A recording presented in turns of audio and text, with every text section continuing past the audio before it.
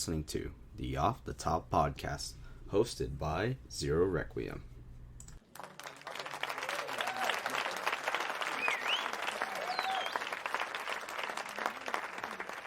Welcome back to the Off the Top podcast. It's been long overdue, episode 2. Not gonna lie, kind of was thinking about that the whole time today. Just some slight bars. But I have a real master at that shit. A good friend of mine. We've known each other since high school, and he was actually one of my first partners when doing high school theater. Let me please welcome. Hold up. What's up?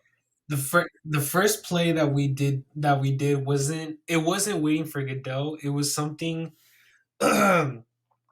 something. Okay, if I'm not mistaken, we had a couple. Ooh, it's coming to me. I It was I a know shake. it, but I'll let you say it, man.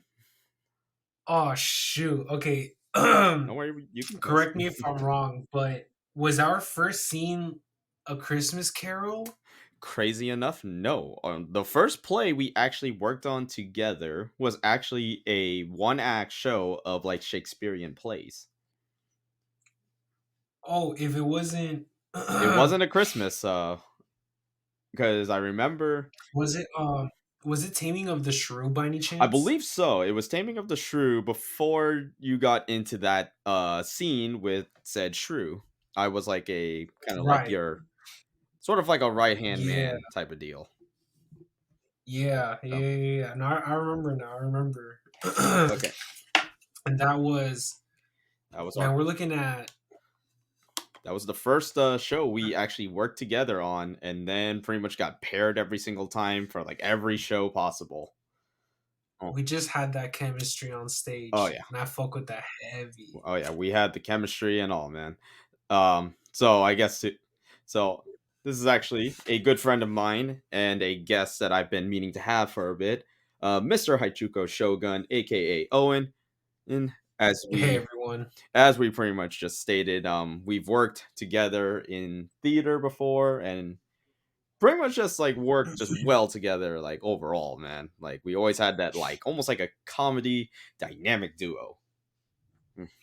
I appreciate that. Yeah, yeah. Yeah. Thank you for introducing me. Of course, I was gonna try Um, to introduce to you, but then we had to like think about you had to think about that first time we worked together, man.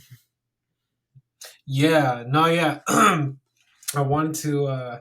I want to give the audience, kind of a not a sneak peek. What's the word? Give everyone. I want to give the audience an idea of how long we've known each other to Hmm. the point where I forget which play was our first play. I know for a fact it wasn't Waiting for Godot, even though that That was. was probably one of like the hardest shows I think I've just worked on in general because it was Yeah. very much like it was only two of us and it was very dialogue heavy too.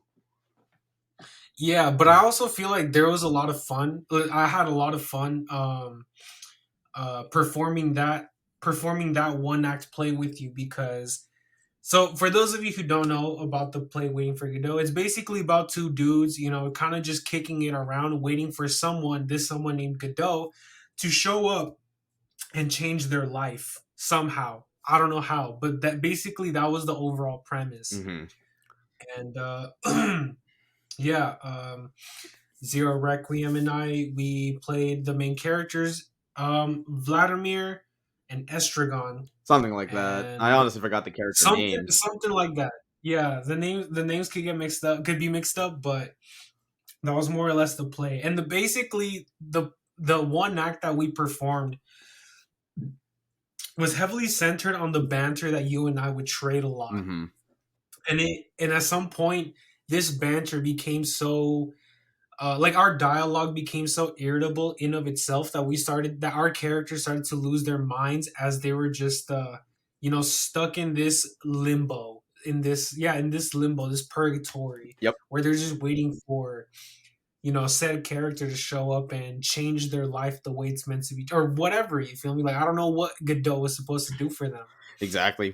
It was Godot is like just basically like a mystery in of itself, and especially because you're the setting was basically this purgatory like state because if I remember correctly, Yeah, it's supposed to be they're like next to like a dead tree or something like that. yeah. And I feel I still remember just like doing that show, and like just the practices were so fucking like awful at times, mostly because of how intensive the dialogue was getting. Like I think we were starting to mhm. feel like the characters themselves, like the more we kept doing it. No, I feel it. Um, but I also, although it was, it was definitely a chore learning the lines at first. But at some point, once we were off book, we were able to tweak the dialogue. Not really tweak the dialogue per se, but the delivery of said dialogue.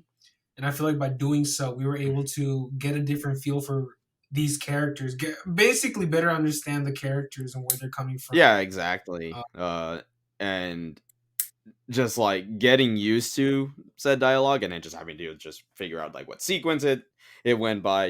That was that definitely was like probably our most just in my at least in terms of my like career during that time, it was definitely one of the most challenging plays to do. One being that it was essentially a main role, and two mhm. being that it's that much dialogue compared to like the other roles I Yeah. usually worked with, which were more side character roles, but definitely like I don't want to say it was to the point of like a main character or protagonist per se, but it was definitely like because concerning like the characters that I played, they were much more like just a couple scenes with them and at least like what probably like a couple pages of dialogue, and that was about it. Yeah. I don't know. I feel like you did that role justice though. Thank you. Yeah, absolutely. And mean, How can I say it? same for you too. Both of us. I I appreciate think it would have just been harder to do like that entire like play without some like if we weren't in that. I think it would have been either it could have been easier, but it also could have been just more challenging overall.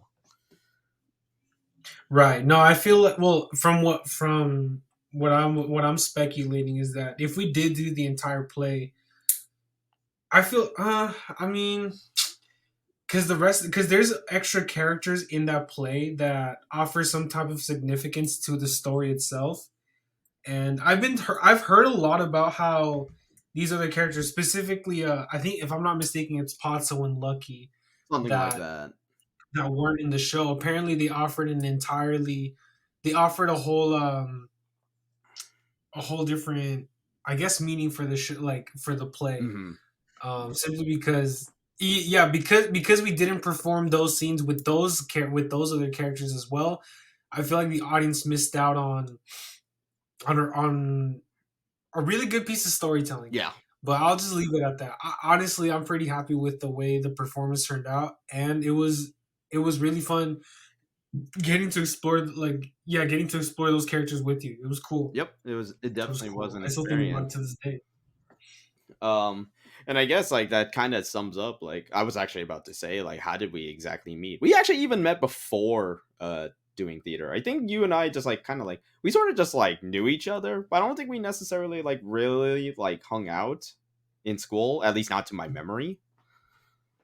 Definitely not until junior year. It was when I joined the the theater department in our high school. Hmm.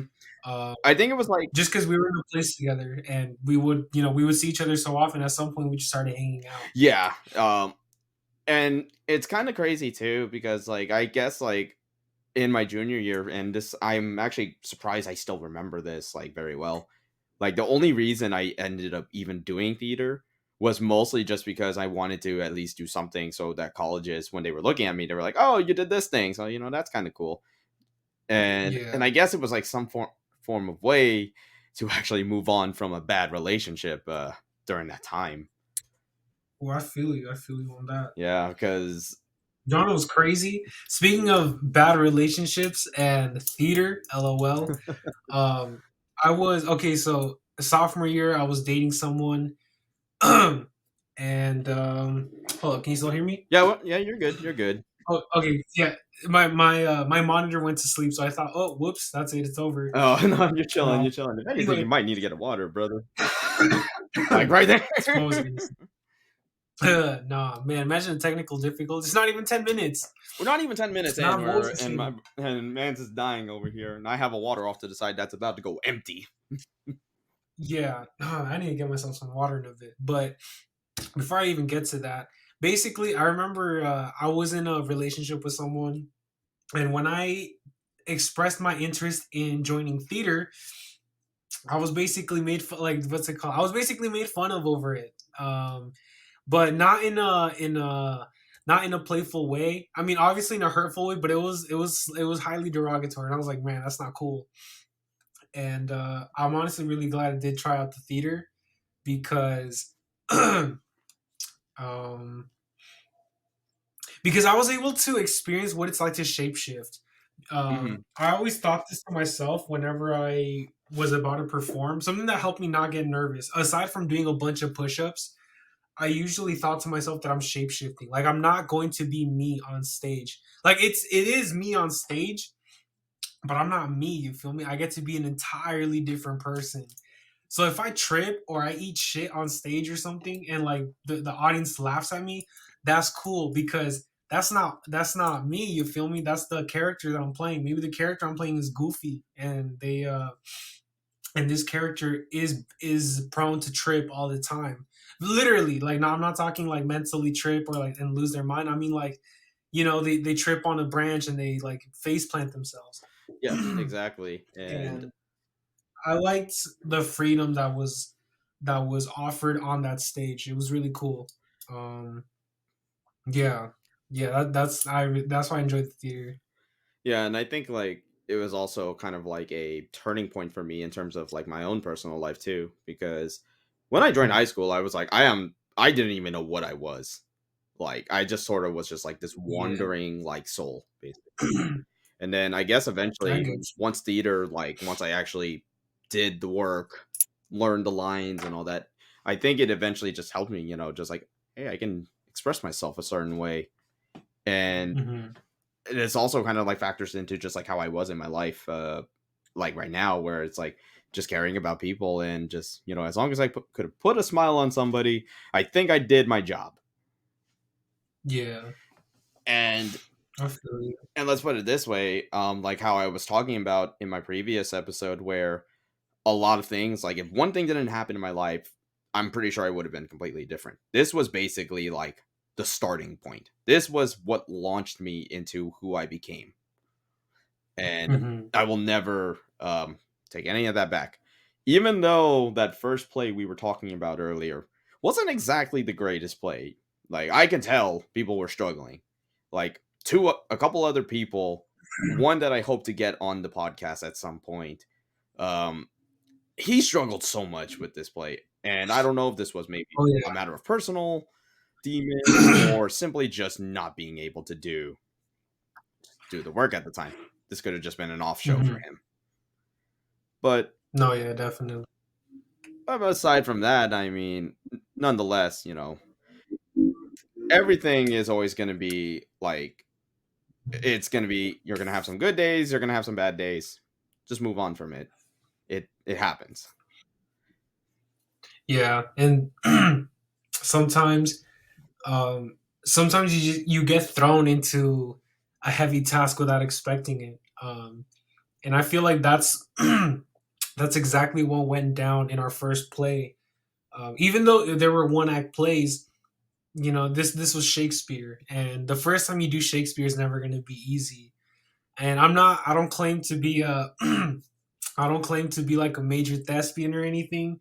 I have had my fair share of hours on the stage and whatnot, but I don't claim to be a thespian like that. I can't quote Shakespeare off the top of my head.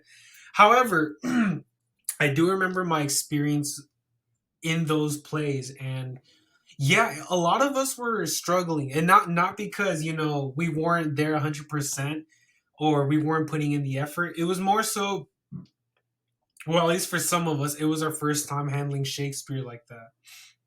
But I feel like it was a great learning experience because I got to learn how dynamic theater can really be, and it shouldn't be just it shouldn't be how can I put it? It doesn't have to be like a Mm, traditional like way, I guess, or something like that. yeah, something along the line. I can't think. The words aren't coming to me, but basically, the it can be a lot more dynamic than you'd expect. Like you can have a lot more physicality to it, aside from just really good dialogue. And that's what Shakespeare was known for, like having really well written stories and plots and all that kind of stuff. But there was so much room for physicality that I really appreciated that. And yeah, that's what I'm gonna say about that. There was actually a couple of plays where I thought to myself, like, "Yo, we could totally add extra choreography to these scenes."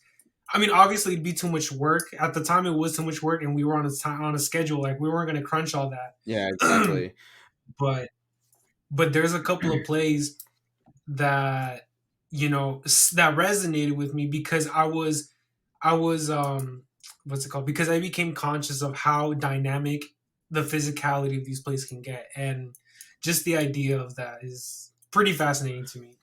Yeah, it's funny because like I remember when I would do musicals, I noticed the whole like physicality thing because especially with like even like some of the background like dancers and obviously like not all of them are gonna be like on a good like dancer like by any means. I'm no good dancer by whatsoever. Mm, But I feel when you. it comes to like doing stuff like that, I usually I would hold people accountable or at least try to have people hold people accountable. Hey, just put some like effort into it because you can tell when someone is not really like trying. Oh, totally. Like body language is such an important thing that I over time have learned to like understand more and more as I go through. Like you can notice like Yeah. even in sometimes like sports in general, you can notice players like body languages too, like whether they're like in, they're in their game mode or they're just kind of just like cruising by. Yeah, I was gonna say hold that thought about body language, but I think we're gonna start that conversation already. Yeah. Um, but yeah, no, it's funny you say that because it's funny that you mentioned body language, and it's even funnier that you transitioned into sports because I was watching a breakdown video of, if I'm not mistaken, the a breakdown video of UFC. I think it was 261, but basically it was Conor McGregor versus Dustin Poirier. Which by the way, he won. He won his fight against Michael Chandler. Yes, yes. Okay, Congratulations to and Dustin Poirier. I want you to hold on to that thought. You want to know what just I just found out today? The main event, Yeah, Alex what? Pereira What? versus Israel Adesanya. Alex Pereira pulled Yeah. off the upset. Izzy Oh, and is he not the defeated Izzy. champion. Wow. I know. I was like, To be honest, that's great. Oh man, I didn't even see that fight. I just saw But it. um, He won in. Okay, I just got a notification. Alex Pereira defeats Israel Adesanya via fifth round TKO to win the UFC middleweight title. Holy fuck! that's I thought that's Adesanya was gonna be phenomenal. a god in this, but damn, man. You know what? Here's what I have to say about that. Before we even get to the body language, let's have a conversation about Izzy losing. And nothing against Israel Adesanya. He's a great fighter. He knows his skills. The man's got technique. This dude has a crazy question mark to jab combo. Yep. Like Mm-hmm. this dude has it like that. However, um, I feel like he was getting so I feel like he started becoming a little bit disrespectful, um, Do you think like like just cocky, disrespectful, and I feel like he kind of not how can I put it? Not that he got what he deserved, but it was kind of like, all right, cool, you got cocky to the point where everyone was kind of just waiting for him. I mean, at least I was waiting for him to lose just because of how cocky he was getting. Because I kind of saw the same thing happen with Conor McGregor. Like as soon as a fighter wins a belt and they suddenly want to climb a weight class to get another belt from a different weight class, that's when I know. Oh, give me one oh sec. Give me one you're sec. chilling. Um that Give me one sec. yeah, Hold yeah, on, yeah, hold for on, sure, hold on. for sure. Sorry, my dogs are just barking. Someone came into the house. You're good, you're good. But basically, so. what I was gonna say is that like I've noticed that every time a fighter wins a belt in one weight class and they climb up to get another belt in a different weight class, that's when they start losing their how They kind of they like lose lose their their edge, but they edge or something also like that, or yeah, like they they lose their peak. edge, but they also lose their sense of humility. Like they start acting like they can do anything. And I mean, I don't blame them. Like, good for them that they feel that confident. But it's to the point where the confidence becomes cockiness, and it gets to them. It's a very And I feel like the best, mhm. yeah, I feel like the best example of that was definitely Khabib versus McGregor. Yeah, And I guess that's repeating itself once again with Pereira. Izzy versus Pereira because yeah, Izzy's trying to climb those weight classes. He's trying to pull that off too. And even Dana White said it himself. Like once a fighter tries to balance two weight classes, you start losing your focus because you're thinking too much about adding or cutting weight, and fluctuations of those kind can really mess with your mental game. Hmm. I don't care what anybody says. I feel like food can have a heavy effect on your mental state, on your mental well being. Yeah, Um, yeah. So I feel like if you're, and not necessarily just what kind of food you're eating, but how much food you're eating. So if you're trying to, like bulk up or jump up a something. weight class, yeah, like I don't know. I feel like that could have had an effect on Izzy. And another thing about Israel. I feel like I'm just tearing this dude a new one. By the way, no disrespect to Izzy. I'm simply saying what I want to say about the whole situation now that he's lost. But one final, I guess, sign of a downfall for Izzy is the simple fact that he's already being accused of taking steroids, and there's a lot of proof that he has been taking them. So it's yeah, the fact that I feel like the simple fact that it's been shown that he's in a word in a way cheating. Well, not really in a way. He is cheating. Basically, now that it's been exposed that the UFC partakes in steroid use, it's almost like all right, cool, whatever. Like, um, I don't know. All I'm saying is, I guess Izzy had it coming. Nothing against the dude, but congratulations to Alex Pereira for being the champion now. And yeah, that's what I got to say about that. Um, I guess. yeah. I guess for me to keep it kind of like short, like I think if it wasn't for like Israel Adesanya and then like kind of like the UFC 4 game eventually becoming a free game on PlayStation Plus, I would not really have like paid too much attention to the UFC. But we have a friend, you've met him and I've known him for like many years now, and it's another person I want to get on this podcast. Uh he pretty much got kind of helped me get into the UFC and just kind of like learn more about like fighters and like how the weight class system works and just Yeah. overall interest in it. So like obviously I asked him about Adesanya and I was like, okay, so what is it with this dude who likes anime and does like all this like jujitsu like shit? And he's like, oh yeah, he's up there on like one of the best fighters, like hands down. But like you were Mm. saying too, the second you get a belt, and if correct me if I'm wrong, it wasn't he kind of just basically on a win streak this whole time for like every title defense he's had. I think you know what? I'm not so sure. Like, even though I know a fair amount of knowledge about the UFC, I don't keep up with it that much. Just because I don't know, life happens and I forget about it. Yeah, because like Um, he definitely has won a lot of like title defenses too. Because I mean, he had a bunch with he had two fights with Whitaker. He had one with Costa. He had one with Vittori. His hmm. previous fight was against. Oh my god, I forgot his previous opponent. Holy shit! I'm gonna look that up right now. Uh, Wait, who are we talking about? Izzy's is it previous opponent? You his said? previous opponent that he faced? Perhaps I don't think it was Sean Strickland. No, he was talking shit with Strickland, but it wasn't him. Um, Dude, I want to look this up now. I'm looking it up right now. Give me a sec. Okay, sounds good. But you just reminded me of another thing about Izzy. Yeah, okay, so this is actually going back to the whole disrespectful thing of like him being disrespectful. Yeah, he was just becoming like really disrespectful in the sense that what's it called? The way he would troll certain fighters. Like for example, the Costa fight. After he beat Costa, he basically simulated humping this dude from Oh yeah, the behind. teabag. Yeah, the teabag, but from behind. And here's what I gotta say about that. Um like I mean, yes, it's a gimmick, and Izzy's just trying to be funny. He's kind of how can I put it?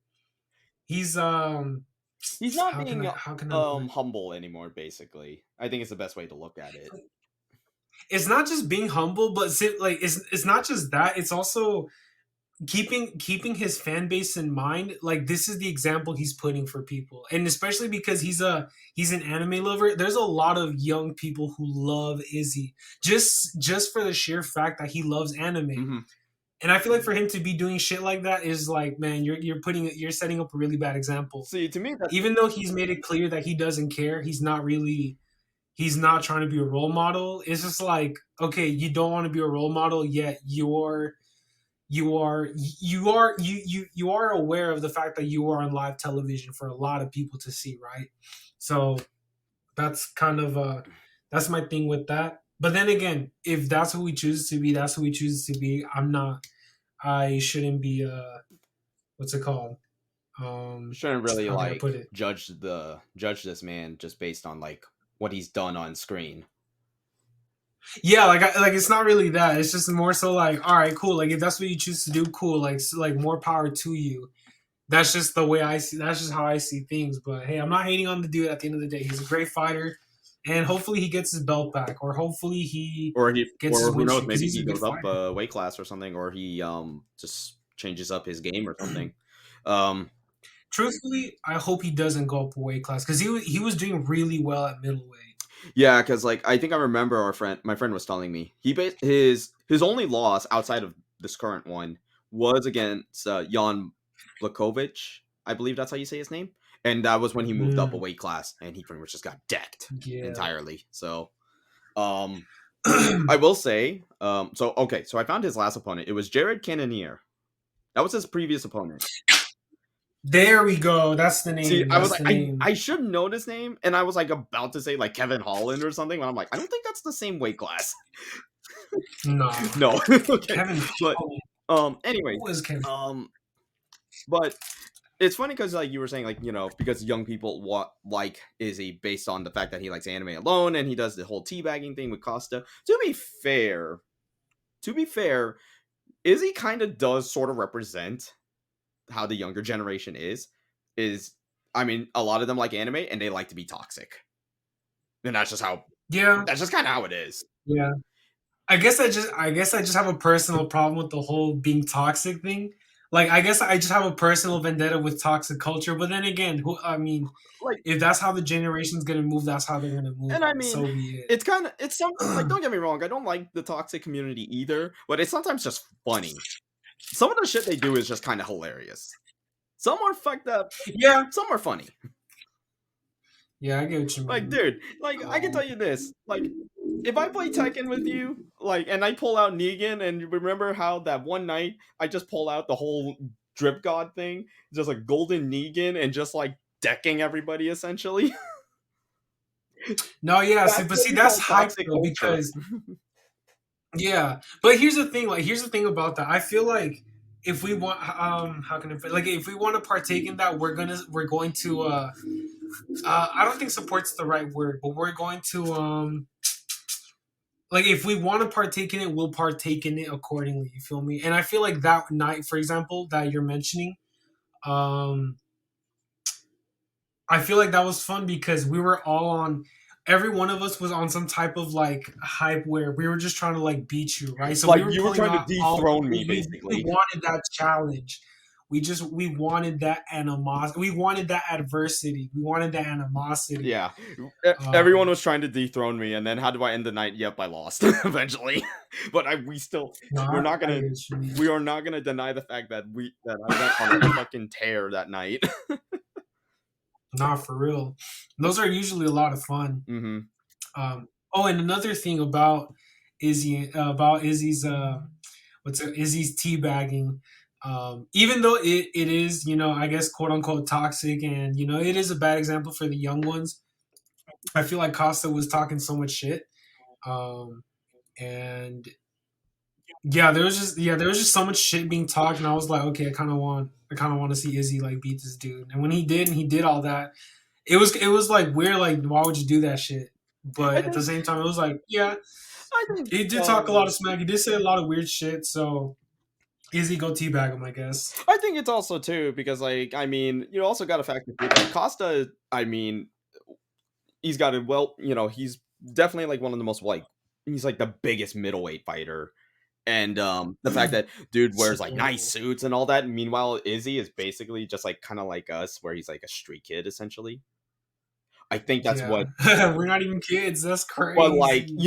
like you grow up like on the streets. You don't have like you don't dress up like in like three-piece suits and all that. Does that kind of like make sense? Yeah, no, that totally makes sense. Like basically, yeah, like Paula Costa tried to sell the image that he's well, I mean, not really sell the image. I mean, he if he believes that He's one of the best if he fighters. wants to be sophisticated, he has every right to dress up the way he wants to. That's how he wants to express himself. And Izzy just wanted to express himself in a way that was more in tune with a very youth with his very youthful with his youthfulness basically. Hmm. And who knows, maybe being in tune with his youthfulness is exactly what led him to win that bout against Costa. Yeah. Um, yeah, mindsets plays a huge thing. And it's funny. I think it's best we go full circle on this body language again. Do you notice how like Izzy is like You read my goddamn mind. You read my goddamn mind. I was thinking about it too, I was but thinking about like body language the whole time because we're talking about it. Like, because here's another thing about like Izzy that like I that just impresses me overall is like the fact that this dude, even though he is a skinnier frame, the fact that he has like some of the best defense like overall. Like now, mind you, like the second you usually like it's like the one thing I tend to usually see him struggle in is the second that a takedown is like fully committed. yeah, but I feel like he doesn't have bad grappling defense either though. No, Like no, I feel no, no, like no. His grappling defense is go ahead. good. It's just the second the grappling defense gets broken is I think where he struggles. Oh yeah, definitely. Because He's not used to it. you got to keep in mind he's not a wrestler by any means. He's a kickboxer. He like his whole career was on kickboxing. Uh Like huh. that dude is a solid kickboxer who just knows how to defend takedowns. Because something that I've noticed in his fights is that when he defends a takedown, he doesn't. How can I put it? He doesn't defend a takedown and counter grapples. What he does is he'll defend the takedown and put you back on your feet so Yep. he can go back into striking. Hmm. And it's not just that it's not a habit. He actually does this very well. So that's a really cool thing. Usually, um, usually people like to hate on a fighter and say, "Oh, he's just a striker," but shoot a takedown on him and he's over with. I feel like that's so dumb because you don't have to be like you don't. All you need to be able to do is defend takedowns. If you know how to post your hips in a certain way, whenever someone shoots for a double or a single, you're chilling. Like you can, someone can catch someone can have a single leg on you, but if you know how to defend it, you could sock someone as they're trying to take you Or down. And or there was like I think I remember there was this crazy like there was this crazy single leg like so some it was I don't think it was like a main or like a big pay-per-view fight. I think it was a free fight over a weekend. But I remember there was this one dude, he so he goes for this kick. He get his opponent is holding that kick and this man on the other leg, I don't know what how he did this, but he basically twisted his like entire body essentially and went I and know exactly what you're talking about. I know exactly what yeah, you're you talking know what about. I'm talking about. Yeah, and he used I don't know who the fighters were, but I've seen that clip. I know exactly what you're talking about. You and That you saw how crazy that strike was. He twisted his body, does uses the other leg and puts all the momentum into that said leg, kicks his opponent straight in the face, TKO. No, that's a straight knockout. Well, actually, Well, after the kick, did the person okay? Did the kicker after that kick landed? Did the person who threw that kick jump on top of the person who was down and Oh, just I think kept he just like socking him, I think he just basically like he just or was it like a flat knockout off of that kick? I think you know what it was probably just I think it was just a flat knockout. He literally just went straight to the ground. Interesting. Yeah, no, I know exactly what you're talking about, and that's some dexterity. I'm talking like this dude did taekwondo Yep. for a good couple of years, Oh yeah. because that no, I know exactly what you're talking about.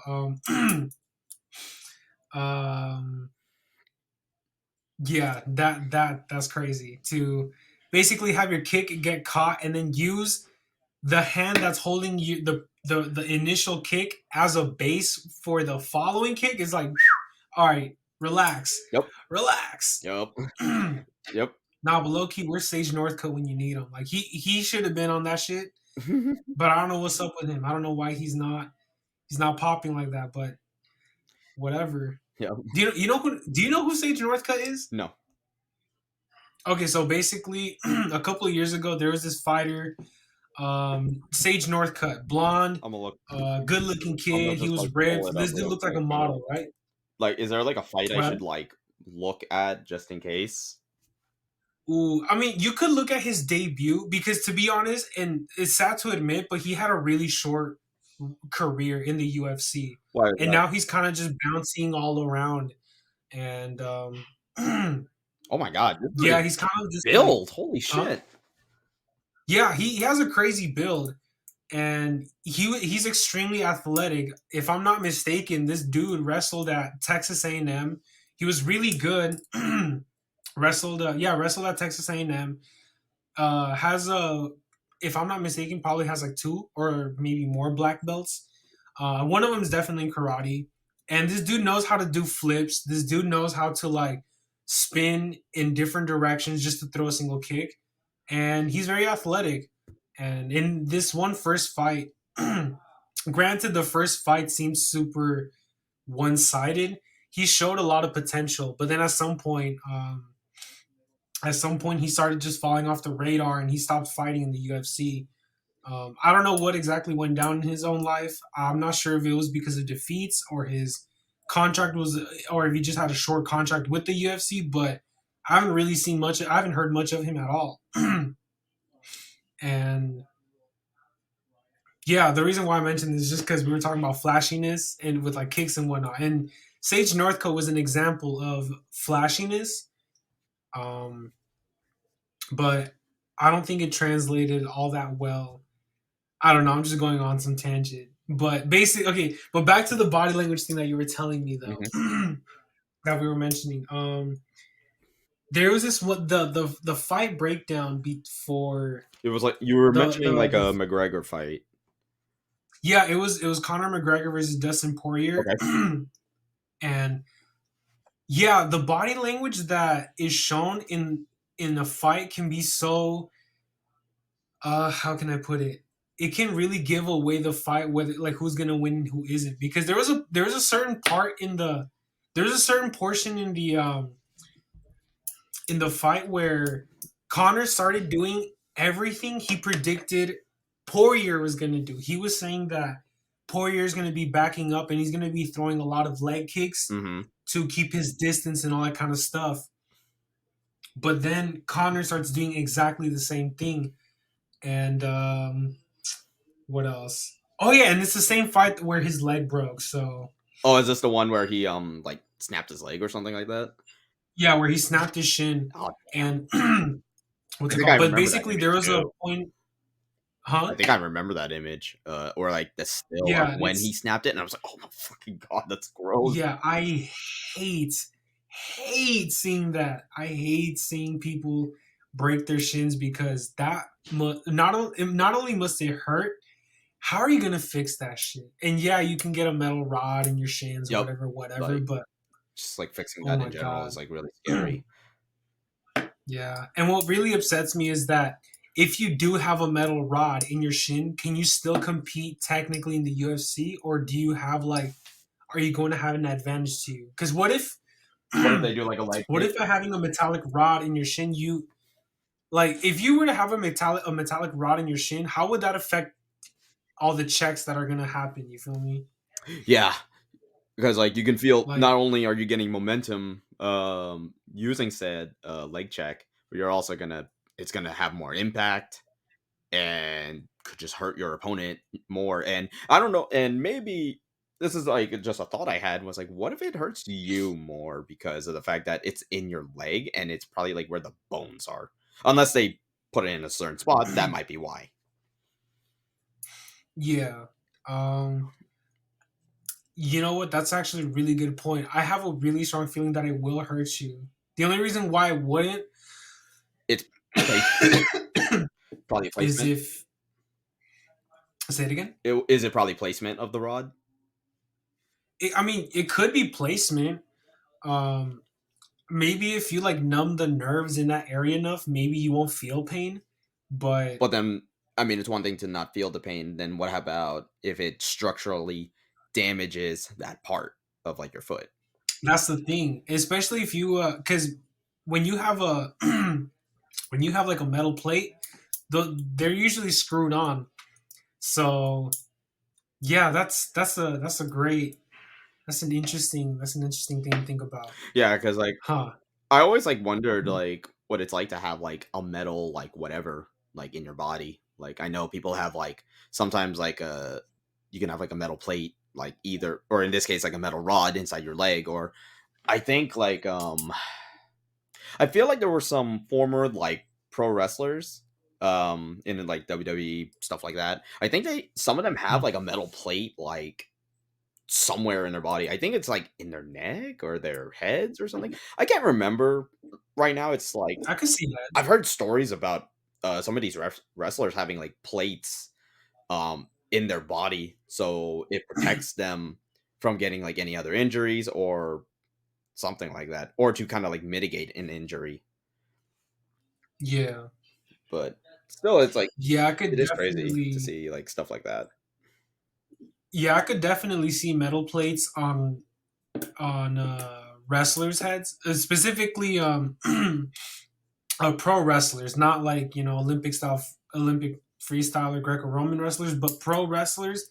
I could totally see that because You see the crazy bump taking they do. chairs and tables to the head directly is like that's crazy. Like fractured skulls must be a thing, so I can Oh yeah. definitely imagine plates being Oh yeah. used very often. Yeah, the pro wrestling like scene has had its like share of like concussion stories, like especially like the most tragic one being Chris Benoit because Hmm. his style of wrestling and his like finishing move or like one of his signature moves which was a flying headbutt off the top rope and because of the Right. impact and the velocity he's going at it basically caused him to have I believe it was like dementia or something like that or some God damn. which or it was either dementia or it made his brain seem like it aged like several years ahead of how much older he was.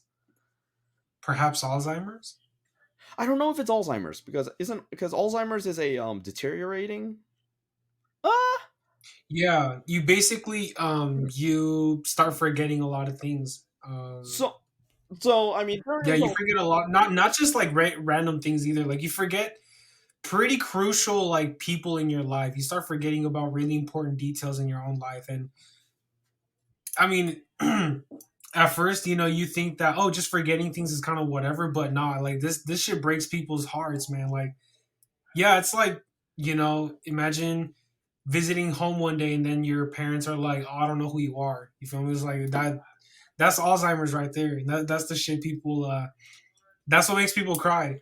So okay. So yeah, no, so funny enough. Okay, you actually were correct. So basically, I'm looking at this article by ABC News, and the when they were conducting the tests on Benoit's brain, it said it was so severely damaged that it resembled the brain of an 85-year-old Alzheimer's patient. god damn. Yeah, that's I'm just like holy shit, that's crazy. Like Yeah. wow. Another fighter that I'm familiar of having Alzheimer's is Sugar Ray Robinson. Yeah, So He's considered one of the best boxers of all time. Hmm. Muhammad Ali considers him the best boxer of all time. So by proxy, I mean everyone thinks Muhammad Ali is the greatest of all time, but Muhammad Ali says that Sugar Ray Robinson is the greatest of all time. So who do I believe? I don't really fucking care. But um, he was a really great fighter, and he's had a really long career of at least 165. At least I'm pretty sure it's like 180 or I'll more. go I look don't up know. like how many fights he's had. But yeah, he's had a lot of fights, like dumb fights, and a lot of these fights resulted in just bloodbaths, concussions, and all that kind of stuff. And yeah, he died. He died of, I don't know if he died of Alzheimer's, but he died with Alzheimer's. Mm. Yeah, and just finding out about that is kind of sad because one, he's in a sport. He's participating in a sport that that um that can give you these defects, that can give you these illnesses. And what's it called? And there's an interview where he said that he never really enjoyed boxing. It was just a business with him. It's a way to make money. Hmm. He likes to live a good. He wants to live a good life. He's gonna box to get some big bucks. And I see that. I don't blame him. But it's just a shame how once that's all said and done, like the impact literally of boxing could be like lifelong lasting. And Yeah. I don't know, just the thought of that is really sad. Like I don't know, like I'm thinking about meeting like a martial arts hero or like a fighter who I would consider a hero, but seeing them after their prime, like when they're not fresh and they're already beat up, and all those punches and all those like impacts that they've taken are still affecting them to their old age. Like just the thought of that is really sad. Yeah. So Like, I mean, it's also kind of like the same story with to bring it back to like professional wrestlers too. Because the problem like a lot of times with just the wrestling business in general is that legends tend to not know when to stop. The perfect case is The yeah. Undertaker. Mark Calloway, one of my favorite like all-time wrestlers. He has one of my all-time favorite characters in the business, but like the last several years of his career when he's trying to like do the whole WrestleMania streak, it's just like this guy is like I don't even know why he's still doing what he's doing. Like he needs to really stop.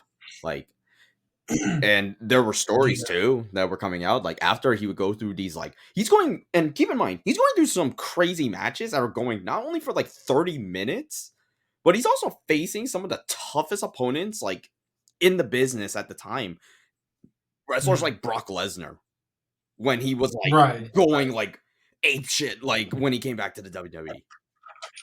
No, I get what you mean. Like you know what we all know what Brock Lesnar looks like. That man literally will kill somebody if he had the Tank. chance with his own hands. Like and you have the Undertaker who's like reaching like 50 in reaching his 50s and his body's like mangled up from just basically all just him being in the business. It's just great. It's Mm. just like it's just sad to see like his last matches. Like you could just see he's like he's not moving as fast as he used to, and he's kind of barely able to keep up with like some other Yeah. wrestlers too, which are who are only getting stronger, who are only getting faster. Yeah. Something about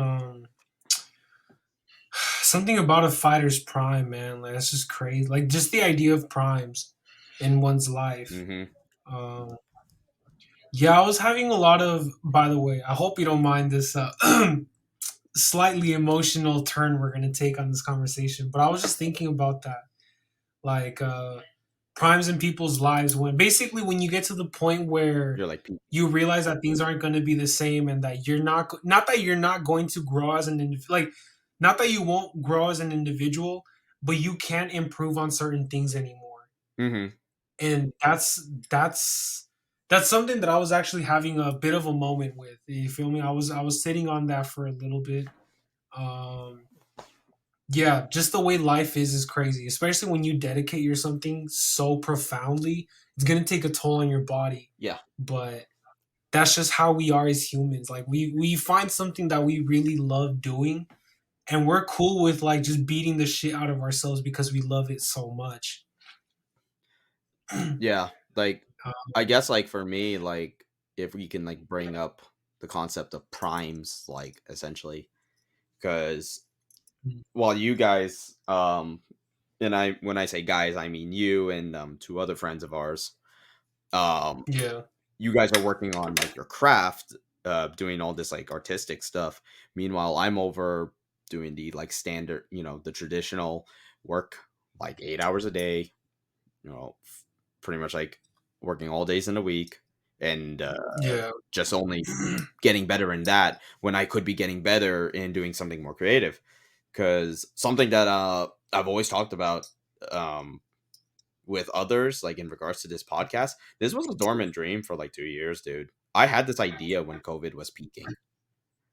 yeah. And I'm glad we're finally like we're putting this into fruition now. Hmm. Like this is amazing. Yeah, and we could sort of like circle this back to even like when doing theater.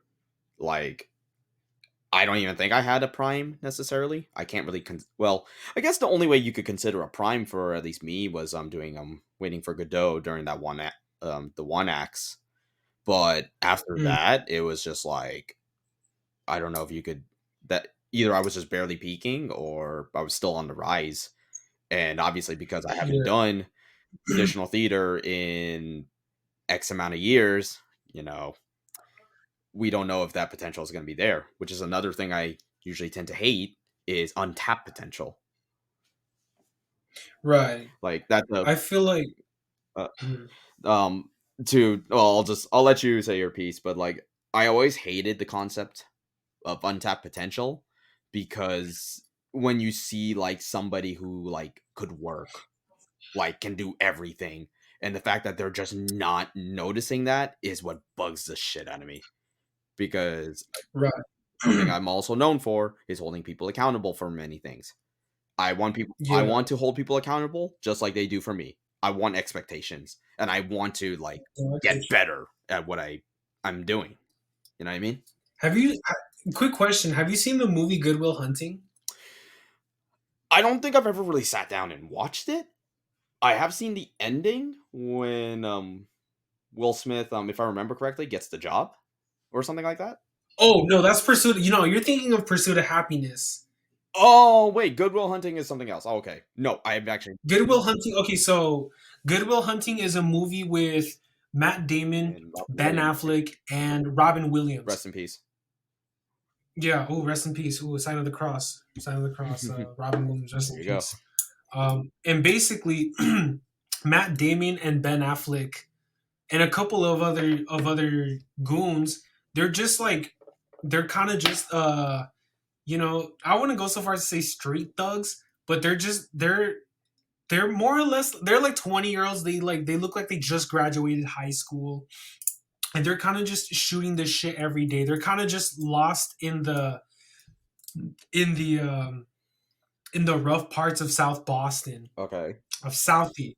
They're kind of just living their life, and they just accept that they're fuck ups. You feel me? They just fully accept that, and they just move on with life like that. Hmm. Here's the only thing though. Matt Damon's character, his character's name is Will Hunting. This dude's a genius. He's able to solve complex complex fraction equations and all this kind of shit. He's able to make a fool out of the advanced mathematics department at, if I'm not mistaken, it's supposed to be like MIT or Harvard. I don't fucking know what school he's supposed to be at. It was like a top like college, right, or something like that. Ivy League school on some Ideally. like this is for sure like Harvard or like Hmm. Princeton or something that big, right? But he doesn't own up to it. And the only way people find out that he's extremely, at least the only way people find out in that campus about him is because there's a problem on a blackboard that no one is able to solve except for Will Hunting. And mind you, Will Hunting isn't even a student on this campus. He's literally just a janitor because he just wants a job. And he solves this equation With uh like ease. ease. He solves this equation with ease, and everyone's wondering, like, yo, who did it? And they call up the professor, like, professor, like, who solved it? This and that. And Will Hunting is nowhere to be found. And then at some point, they do catch him, messing with that blackboard. Not really messing with it, he's actually solving it. But when he's like called, when he gets his attention called, he's like, nah, fuck you. Like, I don't fuck with you like that, this and that. And he kind of just bounces. So to circle this back into the concept of untapped potential, basically this movie is about a kid who has potential to do so many like exceptional things, but he believes he's not worthy of being great because of the fact that his parents have abandoned him and he's not worthy of being loved for who he is. So he feels like a lot of this shit is his fault, so he doesn't deserve to be great. But Robin Williams, he plays a psychiatrist. He plays the psychiatrist that helps Will Hunting believe that he's worthy of goodness in his life and not and he shouldn't be pushing away things that are good for him. and and not only that, there's another character who plays the math professor. He's Alex Skarsgård's dad. Shit, what's his name? God damn it, what's his name? You know exactly what I'm talking about too, huh? Alex Skarsgård's dad. I'm gonna go look up. Like the Skarsgård siblings. There's Bill who played it, and then there's Alexander Skarsgård who played Tarzan and a bunch of other people. And then there's their dad. I forgot his name. But yeah, Stellan. Skarsgård's senior, huh? Stellan Skarsgård. There we go. Exactly. Thank you very much. Thank you very much. But yeah, he plays the math professor, and there was a quote. I don't remember it verbatim, but he says something along the lines of that he has unlimited potential and he's just throwing it away. And yeah, I feel like I don't know. Just because you mentioned the whole thing about untapped potential, I feel like you would really enjoy that movie. Okay, that's good to know. And yeah, even his friends like tell him some shit like his friend played by Ben Affleck tells him that um a year from now, if you're still working the same job that I am, I'm gonna kill you myself, and that's a threat. Like no, not that's a threat. That's a promise. Because okay, now it's coming to me now. Basically, he says that if you're still working the same job that I am a year from now, I'm gonna kill you myself because you have exactly what every one of us want, and you're just throwing it away. You feel me? Like Hmm. yeah, and yeah, that's crazy. Like that's crazy to think about how people hold themselves back from growing as individuals simply because they believe they don't deserve to be better. They deserve to not be. They deserve to. They feel like there's some people that feel like they do not deserve to become better, and yeah, that's a shame. Yeah, That's a total shame. that's crazy. I actually, because I've never really looked into the synopsis of Good Will Hunting, but now that like you kind of like explained like kind of like moments of that, now it's like okay, shit. Now Mm. I guess I really got to watch this. Uh, Oh, it's such a good movie, and there's so many like there's so much good dialogue that'll make you really appreciate. like the I guess message. yeah, it'll you'll really appreciate the message of of getting out of your own way when it comes to receiving blessings, um, or just having good things happen to you in life. You feel me? Hmm. Yeah, something like that. Something like that. Yeah, it's kind of like sort of like it definitely that definitely does sound like me like when it came to the podcast idea because I remember when I was living in my first place when I moved out from my parents, I was talking Mhm. about like, hey, we should do something with all of us. And the podcast was always like the idea. Outside of that, it was also Yeah. streaming too. And I guess, like, streaming Mhm. is, like, I guess I'm kicking myself for really just having untapped potential on that, but it's mostly because I'm just kinda, like, stubborn and wanna use, like, new technology or, like, the technology that I bought that has just been Yeah. sitting there, and I guess Mhm. eventually it got to the point that now my technology is somewhat dated overall since, I Right. have a new console and I need to get a better, capture device, and then I need to kinda, like, change up my setup a little bit. But obviously, because of certain things happening, I really just didn't like go into it, or I didn't really take the time to try to get stuff like that. Yeah. And then obviously the whole podcasting, it honestly just kept feeling like, oh, it's just something I'm just gonna talk about. It's not something I'm gonna do because I just keep working and that's it. Oh man, tell me about man. Oh my god, I hate those feelings. Because and it's crazy too, because I would also have customers when I was working my previous my finish line job. Uh, Mhm. People were just like, "How are you not doing, like, anything with your life? How are you not, like, on, like, radio or something like that? Or discussing stuff? Like, how is that possible?" Mhm. And it's just like, honestly, man, I don't even know. It was a mental block for me. Do did like do you what's it called? Did people just notice something about you and to them just click like you should totally be like some kind of entertainment personality, or did you mention like a podcast like during work or something like that? Because it sounds like it sounds like even at your job people were noticing like something about you, and they just thought you have the like they just saw that you have the capacity to be an entertaining personality. Um, not entertainment, like a talk show Like, an personality. I don't fucking know. interesting, like, person, I guess. Right. I Okay. think it was, Cool. I think it was just, like, a lot of things, to be quite honest with you, man.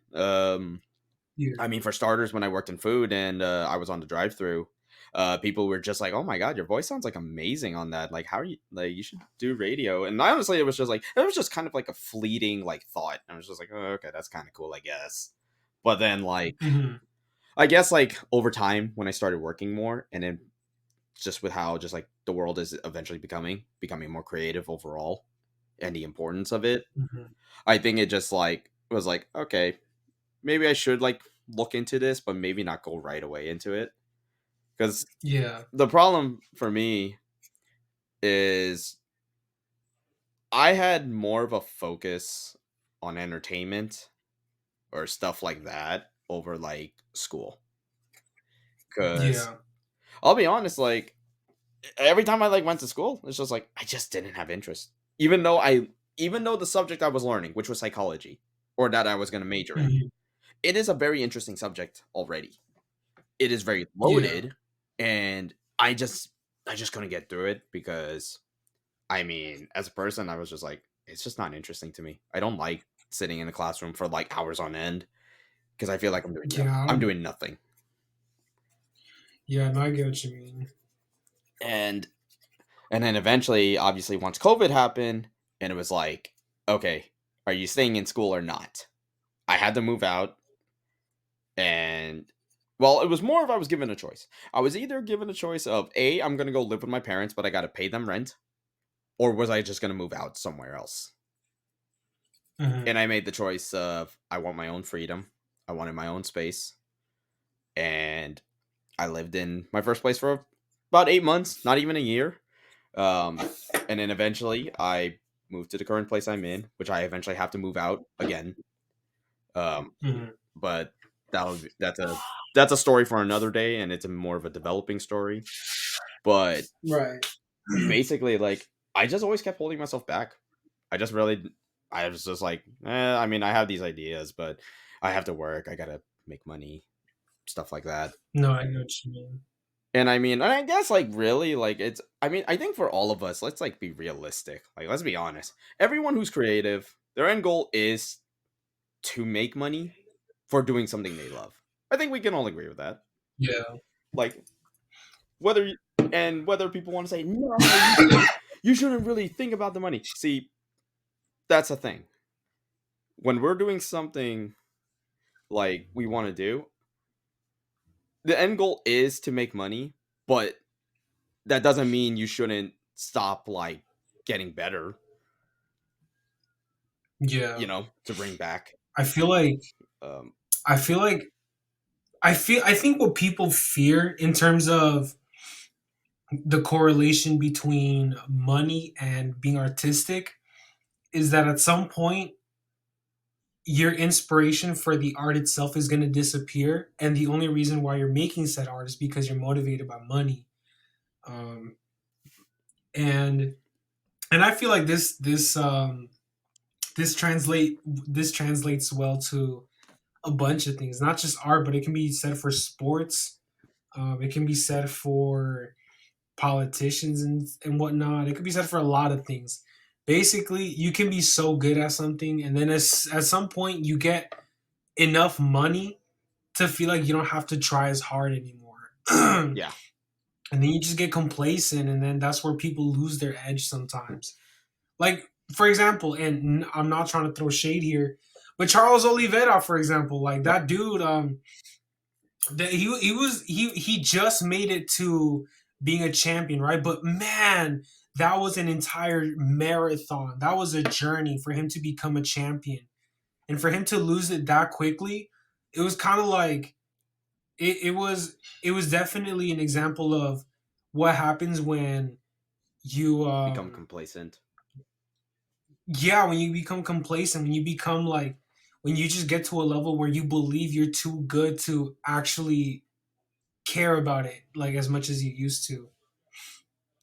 And yeah, something about money and art is just weird, especially in the world that we live in, where we're told that you should be making money off of whatever it is you want to dedicate your time to. It's crazy. Yeah. And I guess like this actually is kind of a topic I've been like thinking about, and it's kind of like transitioning perfectly too. Funny enough, was Mm, how kind of like over time with the world, uh, you begin to learn that there's different ways to make money. I know our parents are trying to set us up for like something good, to bring it back to like how college, my parents, well, initially my parents wanted me to become like something like traditional jobs, engineer, uh a doctor, Filipino way, mm. and Yeah, I feel it.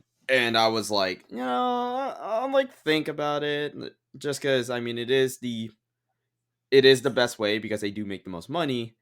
But then over time, like as I like really thought about my life, I was just like, I'm not really interested in this stuff, so I'm gonna try. And then with how like I am with people, I was like, okay, maybe I should look into psychology. It's an interesting subject. And keep in mind, this was me in high school. The way I talked to like a lot of people, counseled them, and I was just like, maybe I should just take this further, see how this goes. So I do that. My parents are like, okay, go do that, man. Even though we still want you to do this stuff, you do what's best for you. Cool. And eventually, then everything happens. College. I just go through college, and I'm just not. I progressively realize I'm just not getting in. I'm not really interested, and I'm like wasting my time when I could be doing something else. And I really Yeah. didn't feel that until basically I finished my community college. So I was there for about close to 4 years when it should have Mm, been two. But because yeah. I was always slacking a lot and just wasn't interested, it was just like shit, dude. um, Mhm. I really just didn't have motivation. Come that time when I transferred over to the Cal State I was going to, I don't know if it was. Which one? Hmm?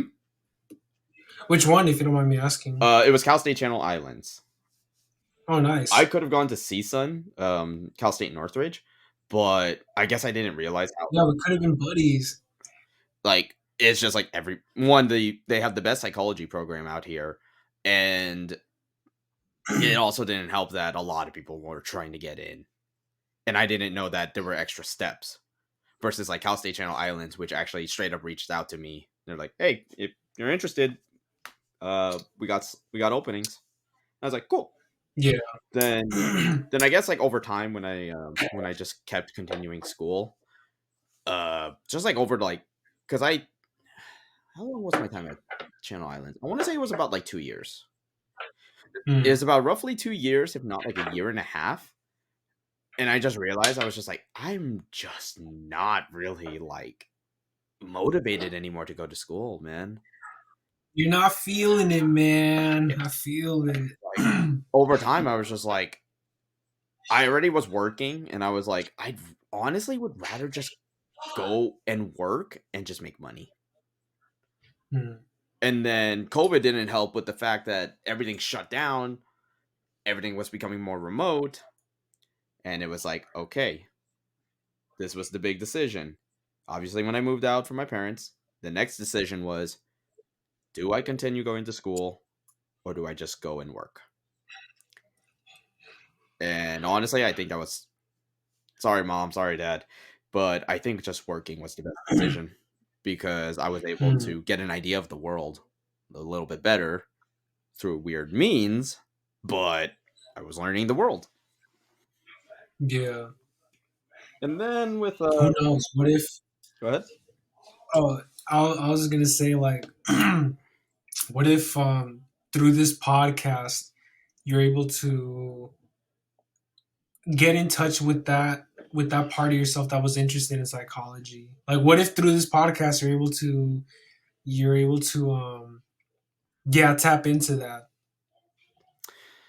I'm just throwing ideas out there. I don't know. I mean, no, it's actually a really, it is a thought. I mean, because I know I'm gonna have to talk to people, and I know I'm gonna have like certain groups of people that I'd rather talk to about certain subjects. And Yeah. psychology is always gonna be the one thing that is a it's a wild card when talking to people. Hmm. You don't know how people are.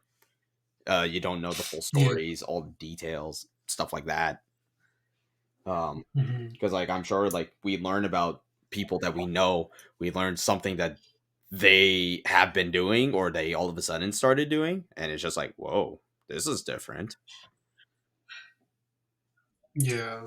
you know. And I think and psychology also just kind of like also just goes into media in general, media, like sports, video Oh, games, movies, all that.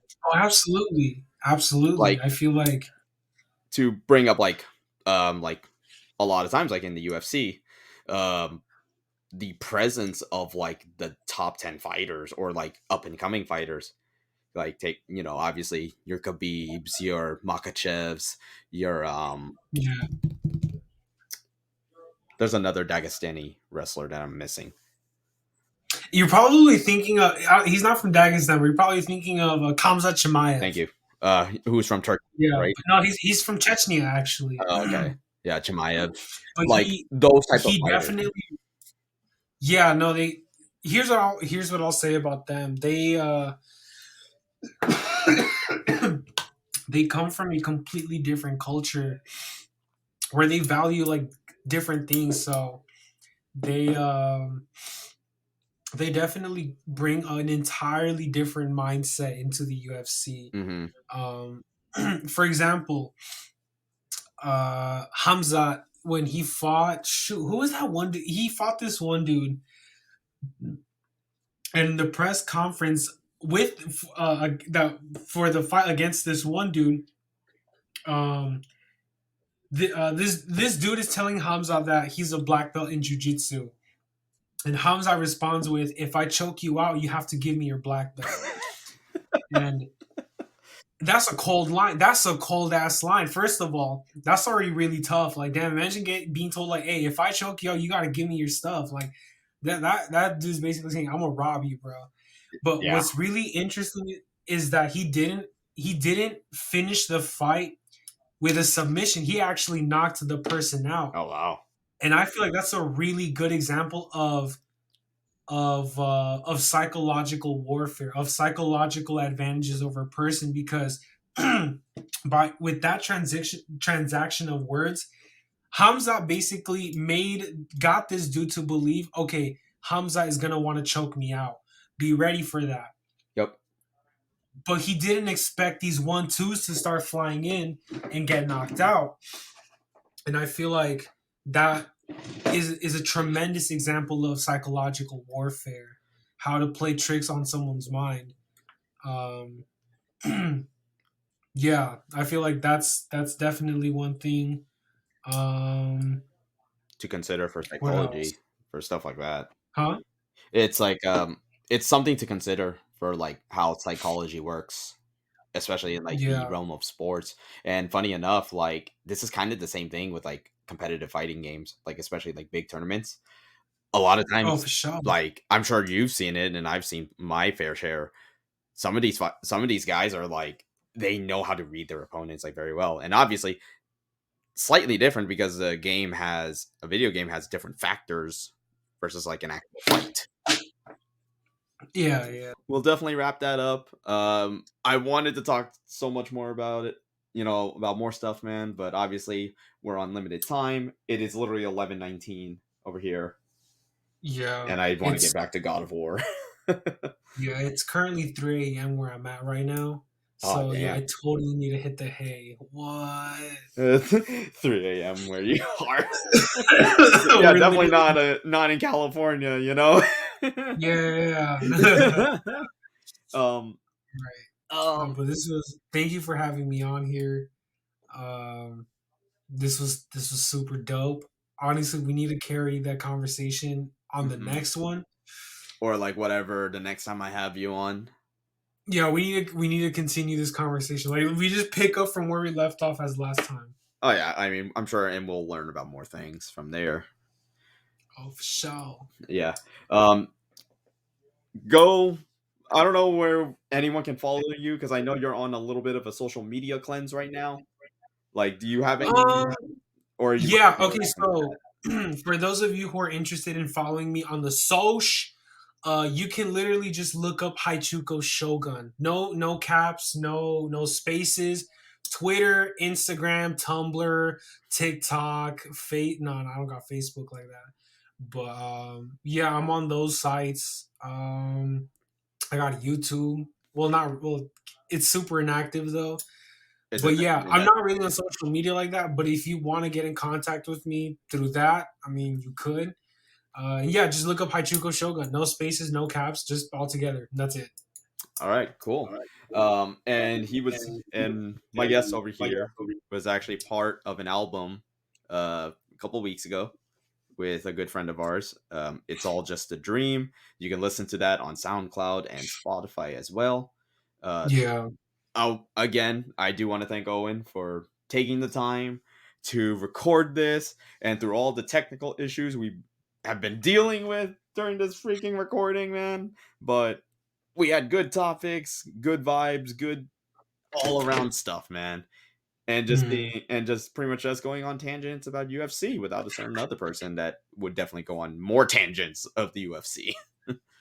Yeah, we definitely need to have this other guest in the show when we have this conversation because I know that podcast is going to hit the cap for sure. It's definitely going to hit the I cap. know it. Yeah, hopefully we can get past said cap because I think it's a server thing. So who knows, man? Maybe.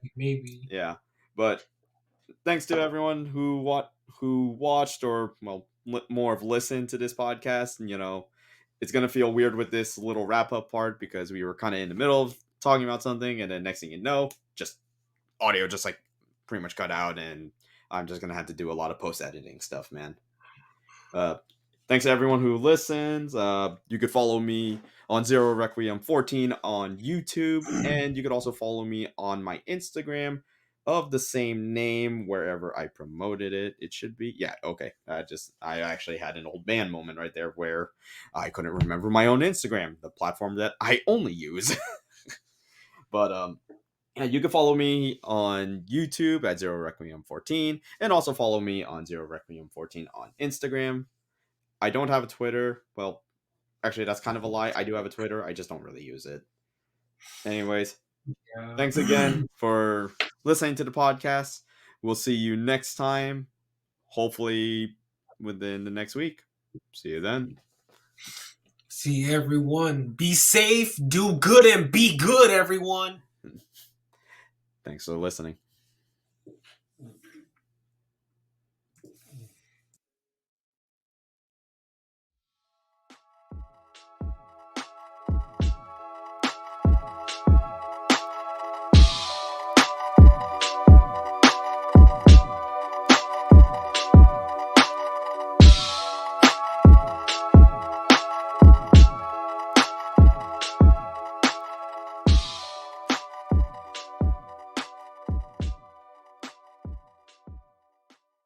Thanks for listening to the Off the Top podcast. If you like what you heard, follow me on Instagram at 0requiem14 for updates to the podcast. Who knows what the next episode will bring.